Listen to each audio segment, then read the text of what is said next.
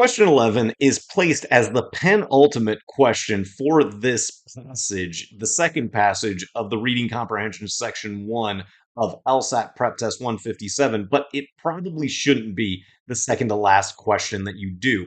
This is going to fall under that category of a hidden main idea task. If we read the stem, the passage provides the most support for inferring which one of the following.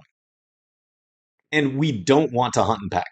We should have a good idea of what the main ideas are from our highlights, and that's going to be more informative and a much more efficient path to answering this question as opposed to reading each of the answer choices and trying to cross-check against all of the details that we said we really didn't want to get bogged down with.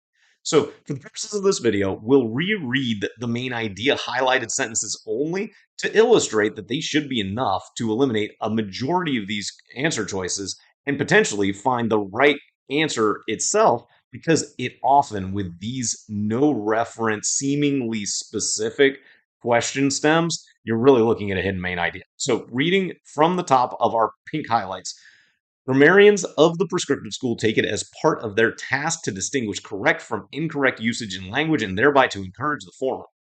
In contrast, descriptive grammarians are so called because they are content to describe the way language is actually used by members of the community. One example is the use of data as a singular noun in English. Prescriptivists have typically regarded the phrase "the data is incomplete" as ungrammatical on the grounds that data is the plural of the Latin noun datum and should continue to be treated as plural in English out of respect for the word's origins. This example illustrates the two main objections of descriptivists to prescriptivism.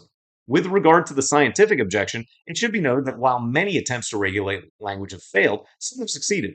In response to the egalitarian objection, prescriptivists point to the importance of standard language usage for the free exchange of ideas. So once again, we know that the author is in favor of prescriptivism in terms of grammar as opposed to descriptivism. And we just have that in mind, looking for reasons to eliminate with our highlight tool still at the ready.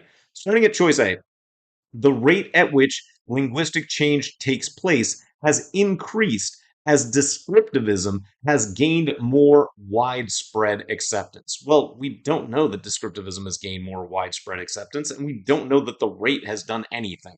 So we can eliminate choice A as, again, just not matching those main ideas at all, and we don't want to go try and hunt and peck. Next, choice B, descriptivists endorse some attempts to prescribe correct language usage, but only in cases in which the prescription takes word origins into account.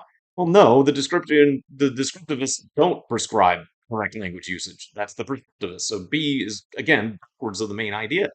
Now, moving on to choices C, D, and E, we've got descriptivists do not acknowledge that some uses of language are unavoidably ambiguous. We didn't discuss ambiguous language use at all. We're talking about grammar. So this would be incredibly extreme with that unavoidably ambiguous. So we'll eliminate choice C for that reason. Next, choice D, prescriptivists and descriptivists both recognize that the English language is constantly changing. Well, obviously, I mean, this entire passage has no purpose if we're not accepting that language changes. Even though the prescriptivists want the people to stick to the rules, they acknowledge that it doesn't, which is the entire point of having this discussion in the first place. So D should almost jump off the screen as being correct. Then choice E, prescriptivists generally do not consider their attempts to regulate language as successful until descriptivists' investigations show that the regulation is being followed. Well, the prescriptivists aren't relying on the descriptivists for anything.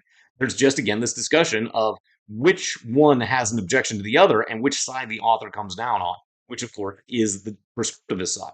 So you can see, without reading anything except our main idea highlighted sentences, we can avoid hunting and pecking and get to the correct answer of D, knowing that this is really a hidden main idea task.